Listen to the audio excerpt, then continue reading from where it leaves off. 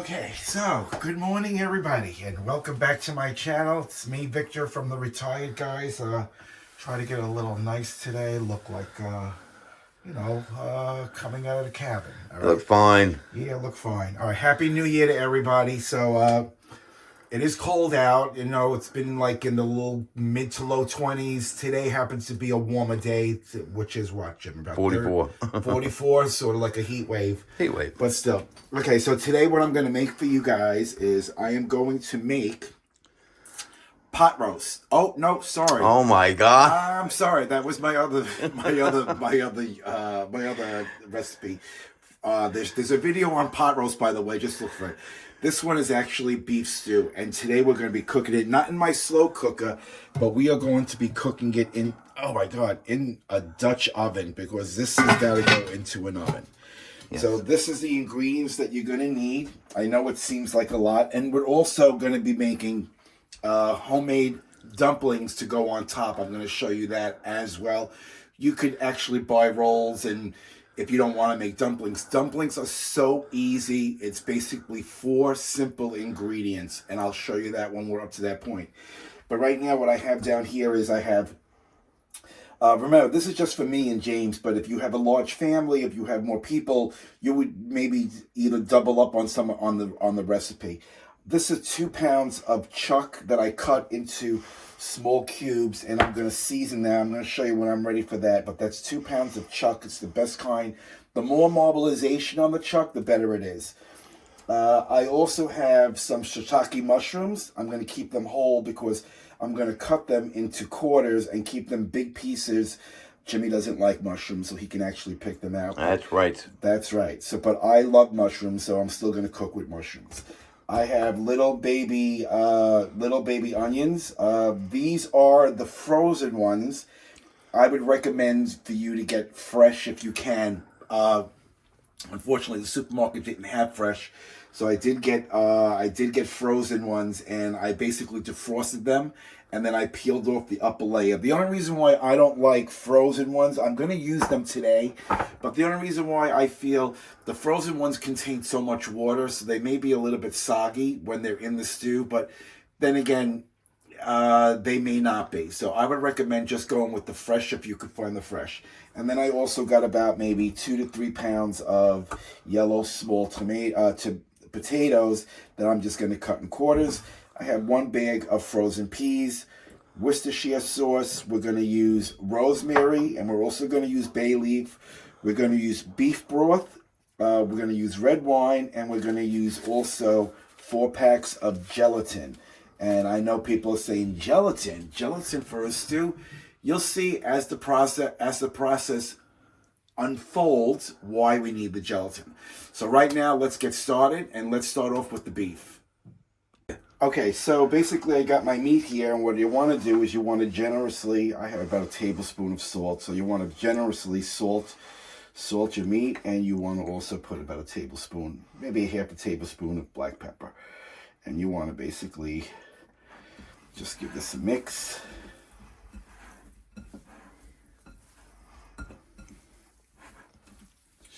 Okay. Tell me points also about drying out your meat. Yeah, I kept it in the refrigerator overnight, and I wanted to dry out my meat because I didn't want it to be wet. So also what we're going to do is we are going to basically add a tablespoon of flour. Okay, we're going to just mix all this around. The flour is going to give it a nice coating. Okay, Preheat oven 500 degrees. Right, all right. So I know James is telling you, which I'm about to tell you, you're going to heat your oven. Most people actually sear this on the stove, and they sear it in the same pot that they're actually going to make this in. You can do that. Most people do. I'm going to be doing it a different way. I'm going to be putting it in the oven. I have my oven heated at 500 degrees, and I'm going to cook this for about 15 minutes. I only want to sear it. I do not want to cook it. And the reason why I'm putting it in the oven, it does the same thing as if you were doing it on top of the stove in your Dutch oven, but it doesn't have the mess of splattering all over your stove because you have to clean it up, and it doesn't create a lot of smoke. every time I cook in my kitchen. Sometimes when I have the smoke, my alarm goes off. This way, it's less time in the oven, it's less mess, and it's less cleanup. So I got all my flour incorporated into my meat. Okay, so what we're gonna do is I have my trusted cooking pan, and basically I just want to spread it out on my cookie sheet. This is going to cook even, like I said, actually remember, we're not cooking this, we're just gonna sear it. So this is a much easier way. It cuts down on the mess, it cuts down on the smoke. I see it's good. Yeah, and it sears really, really good. So it does do the job, and you don't have to worry about cleanup on your stove and stuff like that. By all means, if you want to do it in the Dutch oven, go right ahead and do it that way. That's fine. I'm not telling you not to.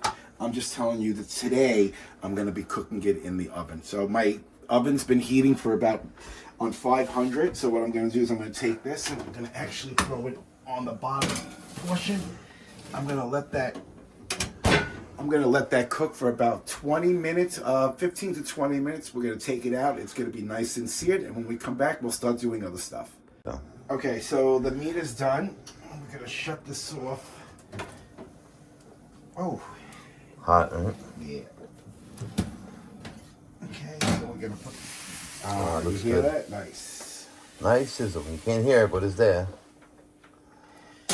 So my meat is cooked, and what I'm gonna do is I'm gonna raise this, and I'm gonna lower this to 300 degrees. Okay, so. What are you going for? You'll see. Okay, so what we're gonna do is our meat is done, nice and seared. So what we're gonna do is we're just gonna take the meat, we're gonna just put it off to the side.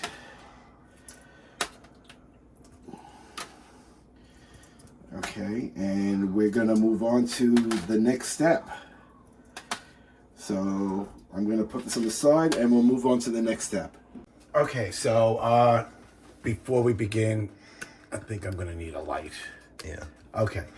I have my heat on. I have it on medium to high. I'm gonna put a nice amount of olive oil in the pot. Remember, this is a Dutch oven. Okay, so you're gonna put your olive oil in the pot. And what I did was the mushrooms I cut in quarters. I kept the big mushrooms, I just cut them in quarters. We don't want small pieces. The same thing with the carrots. You want to keep them in big pieces. If you can, I wish I had bigger, fatter carrots, but if you want to keep them as big a slice as you possibly can. So the first thing you want to do is you want to basically, this is all going to go in. And we're also going to put in our little Pearly onions. We're going to put those in as well. Okay, and basically we're just going to sweat the vegetables. So you can put this on a medium heat. Remember, we don't want to cook this totally.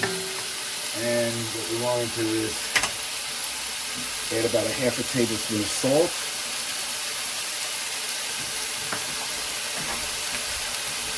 And a half a tablespoon of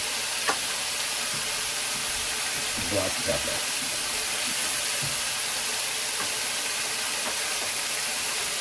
Okay, so basically just cook this.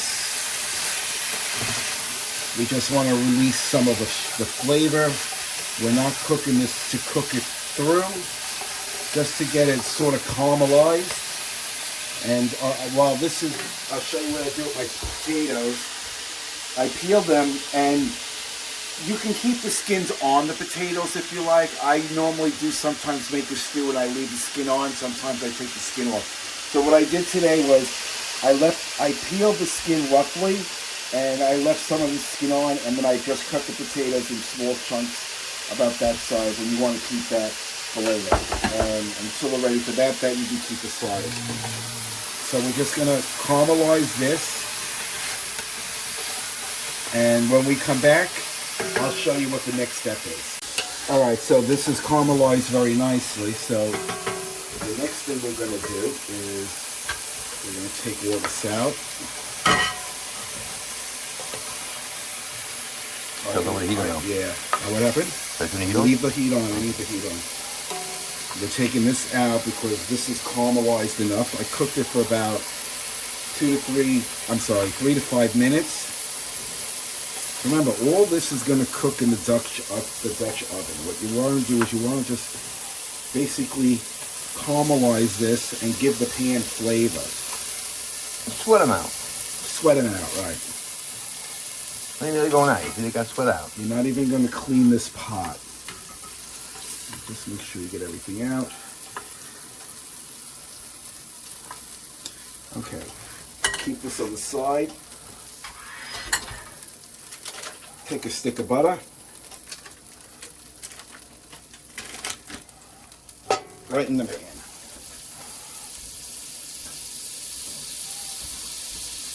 Okay, so we have that right in the pan. And we're going to just swish this around until it basically melts. Okay, so when we come back, I'll show you the next one. Okay, so the butter's been melting. So now what you want to do is add your flour. And basically what we want to do is we want to create a roux. How much flour? 3/4 of a cup. So we're going to keep this in there. Try to scrape off the bottom a little because that's all good stuff. Okay, we're going to actually cook this for about, just stir it around. We're going to cook this until it gets a little creamy, until all the flour is incorporated and cooked in.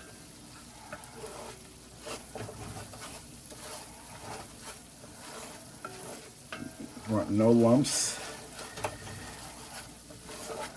This is exactly what you're looking for. Okay. So the next thing we're going to do is we're going to add the 2 boxes of beef stock, which is 32 ounces. Going to add 2 of those.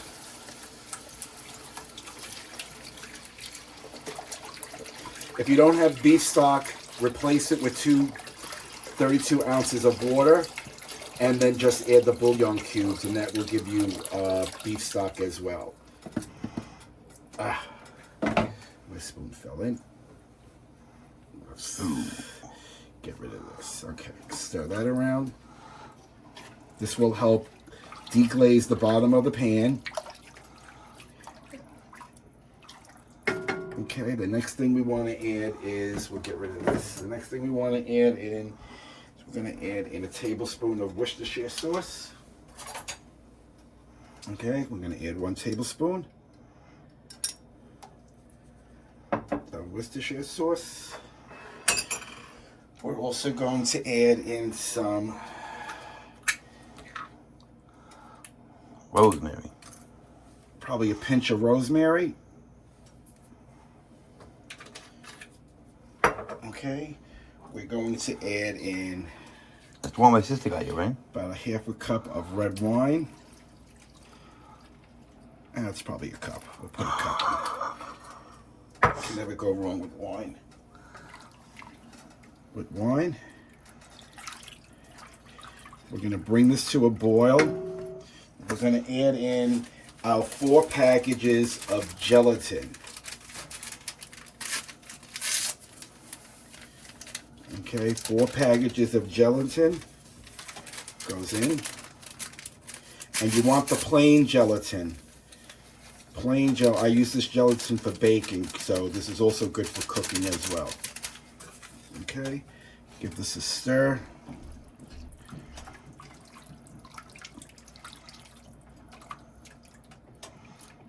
Let's see if I can use my whisk on this one.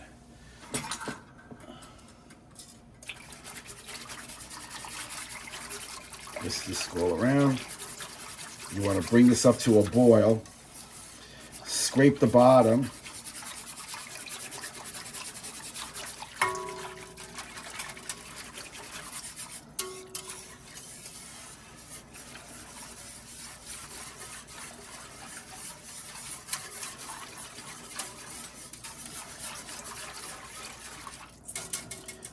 Okay, we're gonna bring that to a boil, and when we come back, I'll show you what the next step is.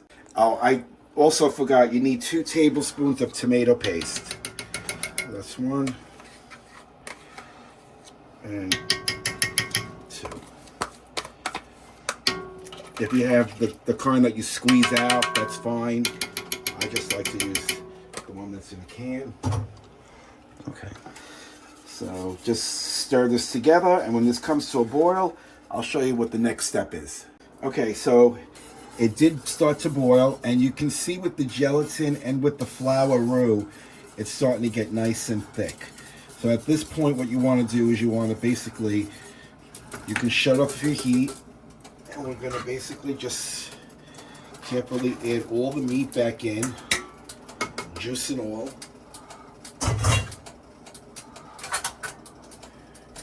We're going to give this a nice stir. Look how nice the meat, the sauce is actually getting nice and thick. Oh, it smells good. Okay.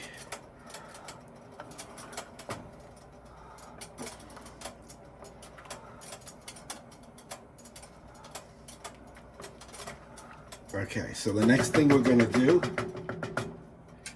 is we are going to put this in a 300-degree oven for 2 hours. So, Jim, you have to get out of the way. All right, so I'm going to turn my light on. My oven is at 300. I'm going to pull this out a little. Be careful, it's heavy. We're going to put it in a 300-degree oven. Uncovered, right? Or covered? Uncovered.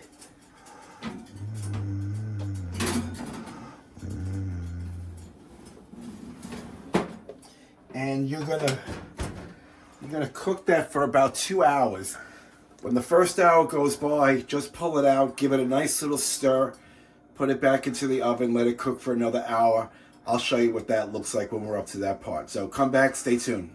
Okay, so it's been cooking for about an hour. So what we're gonna do is we're gonna just give it a stir. Be careful, it's heavy. Yeah, I know. I'm gonna take it out. Wow, that looks good already. Okay. So we're gonna give it a stir. I'm gonna actually hold. Look how nice that looks. That looks good.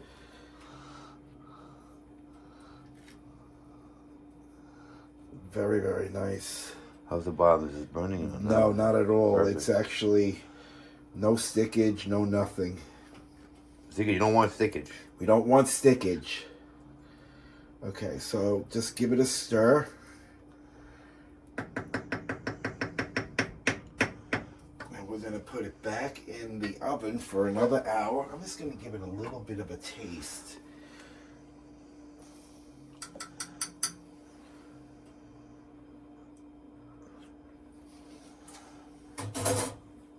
Oh, that is going to be absolutely delicious. Okay, so back in the oven for another hour. Back in the oven for another hour, and when that hour is up, we're going to add all the vegetables. We're going to add, I'll show you when you come back. Okay, so it's been 2 hours, so now we're going to take this out of the oven. Be very careful because it's hot. Close the oven. Okay, so we're going to give this a little bit of a stir. That smells so good. It's very, very nice. Yeah, you need to flour, definitely. Yeah. So the next step is, let's leave that. Okay, so the next step is, I have my vegetables that I have here, been sitting here, and I have my potatoes. So I'm going to add my potatoes in with my vegetables, and I'm going to add 1/4 cup of flour. This will help thicken up the sauce. Just mix it. What's the reason you put it in there? Well, the reason why you put it in the vegetables and mix it up this way, if you were to put the 1/4 cup directly in there, you may get lumps of flour. By doing it this way, it actually goes in evenly, so you won't have any clumps. The flour is on the vegetables, and it'll disperse evenly without any clumps. Very good. Okay, so, okay.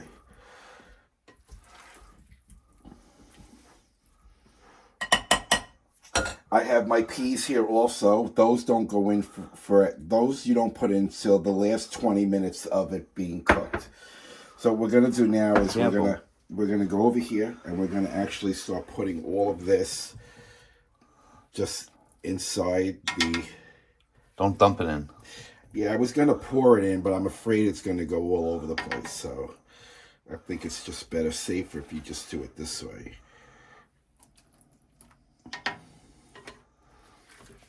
That smells good. Yeah.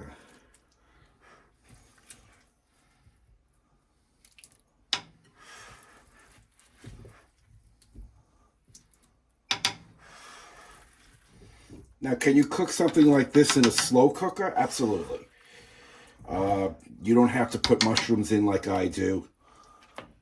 You can put any type of vegetables as long as you have the basics, as long as you have the carrots, the potatoes, and the onions. You did it before, didn't you? Yeah. You made doing it in a slow cooker. I did make it. I did make a stew before in a slow cooker. I just didn't make a video of it. I did make a pot roast. Yeah, I remember that. Cooker. Yeah, that was really good. Okay, so I think the rest of it. Yeah, you pour it. We can pour in now. Okay, so we can get rid of this.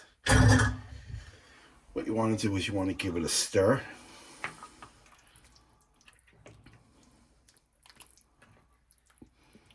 Okay, if you notice how quickly the sauce already got thickened, that's because of the flour that we put on top of the vegetables. So you're going to give it a stir.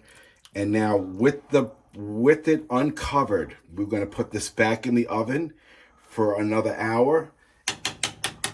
And then we're going to come back and we're going to finish this up with some dumplings on top. But we're going to put the peas in 20 to 15 minutes before it's done. Then after that, we're going to take it out of the oven. It should be done. We're going to test the sauce out. And then what we're going to do is we're going to make the dumplings directly in the pot. Yes. I'll come back and we'll show you that. Okay, so this is almost done. We're going to take it out of the oven. And we're going to shut the oven off because we're not going to need the oven anymore. And what we're going to do is we're going to just give this a stir. That looks good. It looks absolutely delicious. Good, yeah. Okay. You see all the mushrooms, the meat, the potatoes, the little cherry on pearl onions. Really, really nice.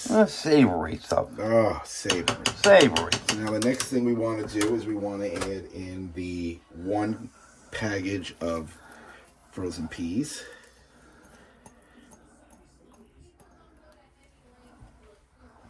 Victor loves peas. I love peas.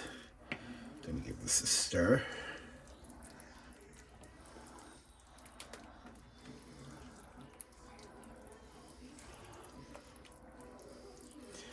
Just to stir the peas around a little.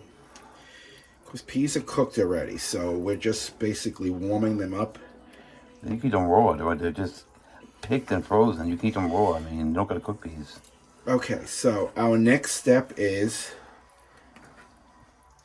Okay, this is basically done. So the next step is we are going to make the homemade dumplings that we're going to put on top. So when we come back, I'll show you how to do that. Okay, so the ingredients for the dumplings are here. So basically I have 1 cup of all-purpose flour. We're going to put that in a bowl. And we got 2 teaspoons of baking powder. We're going to add that to a bowl. We're going to give this a quick little mix. And then we're going to add a pinch of salt. Okay, just mix all this up. Okay, then I have 1 tablespoon of butter, room temperature, nice and soft. And basically what you want to do is you want to just break it up with your hands.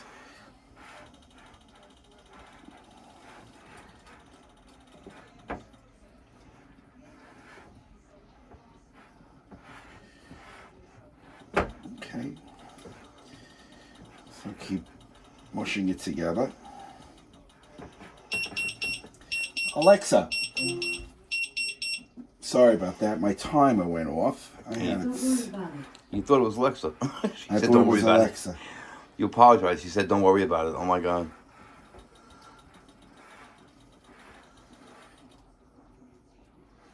Okay, so the butter's all incorporated. And now what you want to do is you want to take your milk and you want to pour it in a little at a time.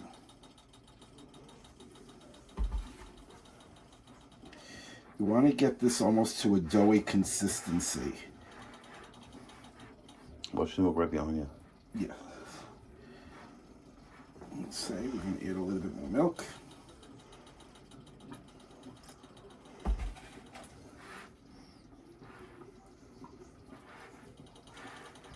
Meanwhile, I have my stew cooking on top of the stove on very low.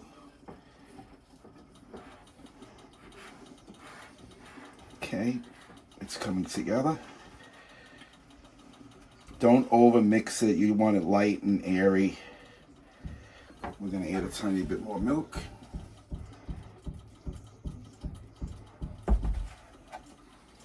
Okay. This recipe actually calls for a cup of milk, so.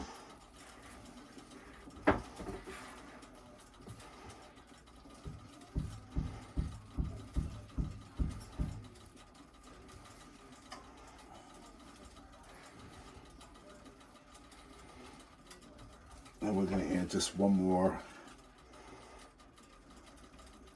I think that should be more than enough. Okay.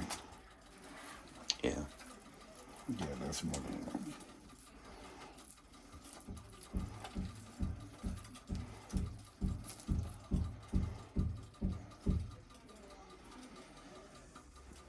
Okay, so while I mix this, we'll come back and I'll show you what we do next. Okay, so this is what it should look like. It's nice and sticky. Now, you can either use a small little scoop like this, but I think today what I'm going to use is I'm going to use 2 spoons.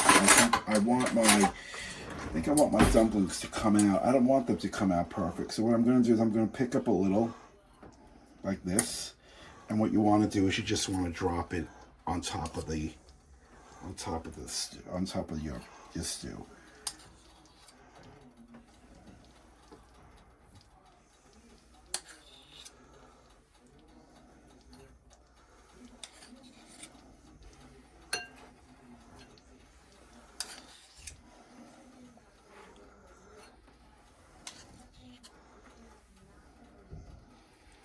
And of course, if you want a lot more dumplings, by all means, just double the recipe.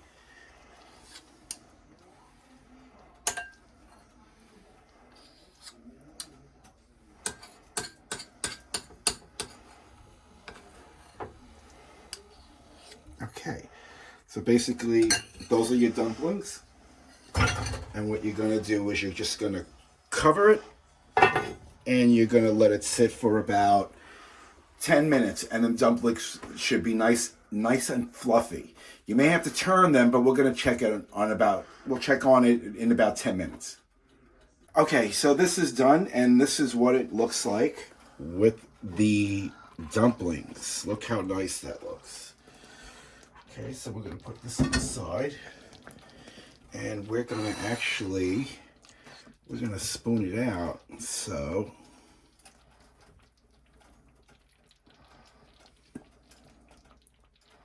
That looks so good. Take one dumpling each first. Okay, so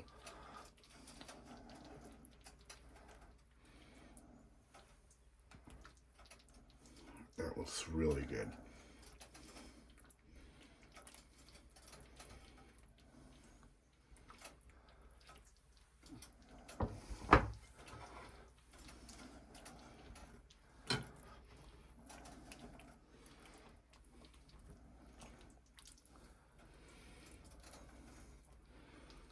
And there you go. There you go. Beef stew with homemade dumplings.